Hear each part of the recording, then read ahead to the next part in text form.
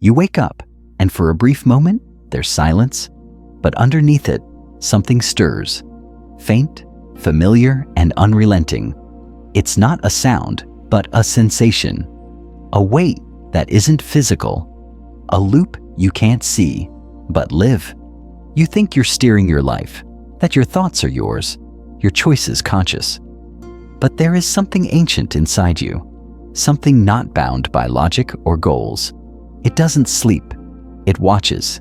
It waits. And then it acts through you. This force doesn't knock. It seeps in quietly, wrapping around your routines, whispering justifications. You promise yourself change. You declare a new chapter.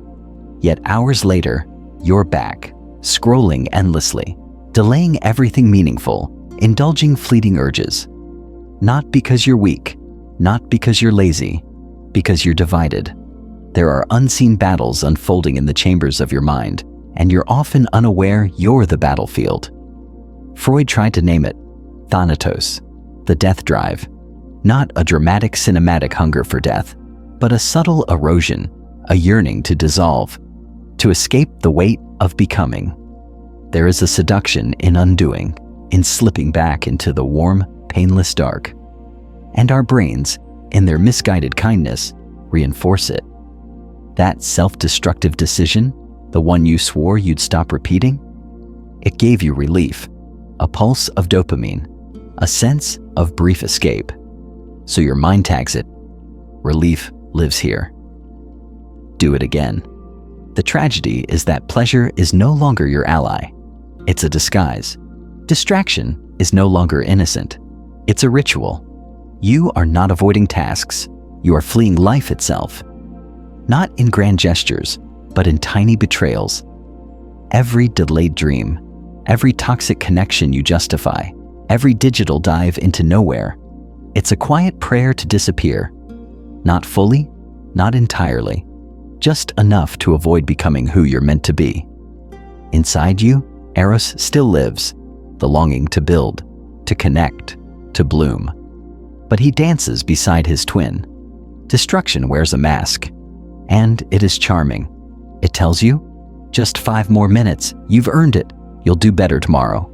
It offers anesthesia, not answers. Meanwhile, Eros whispers too, but his language is quieter, subtler. He asks you to feel, to engage, to face pain and transmute it. And that requires effort. Discipline, exposure. You felt the tug of war. That moment before you make the better choice and something inside drags you back. The subtle sabotage that feels like your own voice. It's not weakness. It's a system. A loop reinforced by biology and shadow. Your own mind, hijacked by a system built for survival, but turned against you. Dopamine, misunderstood as the chemical of joy, is instead the force of desire. It doesn't care if what you desire heals or harms. It only remembers what once brought relief. So, you repeat the pattern, even when it makes you smaller. The pleasure circuit doesn't ask questions. It just follows pathways. And every time you obey the call of distraction, you deepen the trench. You build the cage. You become the architect of your own exile. And it's deeper than chemicals, deeper than repetition. At the core lies the fractured self, the ID, primal and insistent, chasing any whisper of gratification. The superego, stern and scornful, measuring your every move against impossible standards. And the ego, your struggling consciousness, trapped between obedience and rebellion, trying to keep the peace in a house on fire. This isn't a bad day or a weak will. This is structural, a psyche in civil war. The patterns you can't break, they may not be mistakes. They may be punishments, self-inflicted for guilt you don't understand, for rules you didn't write. Sometimes you fail not because you want to, but because something inside believes you deserve to. Sabotage becomes a sentence, handed down by a judge who wears your face. And yet, there's a sliver of light, because what has been built can be dismantled. What has been buried can be unearthed. You cannot kill Thanatos, nor should you. He is part of the story, but you can meet him, recognize him. Stop mistaking his voice for comfort. Integration, not eradication. That is the path.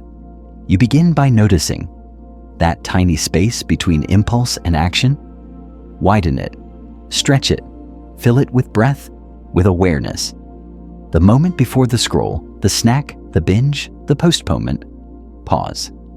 Ask, who moves through me right now? Is this escape or emergence? Am I silencing something or finally listening?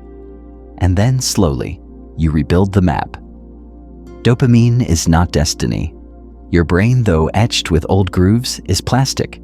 You can carve new trails, habits that nourish rather than numb, activities that demand engagement, that reward effort, that stretch your spirit instead of shrinking it. Not all at once, not overnight, but one choice at a time. You start to sense Eros again, not as a fantasy, but as a companion. The drive to create, to connect, to rise. You realize healing is not a climax. It's a choreography, a practice of facing what aches without turning away. And as you begin to do this, something subtle shifts. The saboteur loses power. Not because he vanishes, but because you stop dancing to his rhythm. You hear his offer and decline, gently, repeatedly. That, too, is power. The road is not straight. You will fall. You will return to old shadows. But now you return with knowledge, with language, with light. The part of you that longs to dissolve is no longer hidden. And when things are seen, they change. This is not a motivational chant. It is a confrontation with truth, with pain, with potential, but most of all with yourself. And the most dangerous lie is not that you are weak. It's that you are alone, but you are not. Others walk this strange, sacred path. Others have met their shadows and chosen still to step forward. You are not the first to lose your way, and you will not be the last to find it again. So begin, not with a leap, but with a look. Turn inward, not to judge, but to witness. That is how cycles break. That is how cages rust. That is how souls return.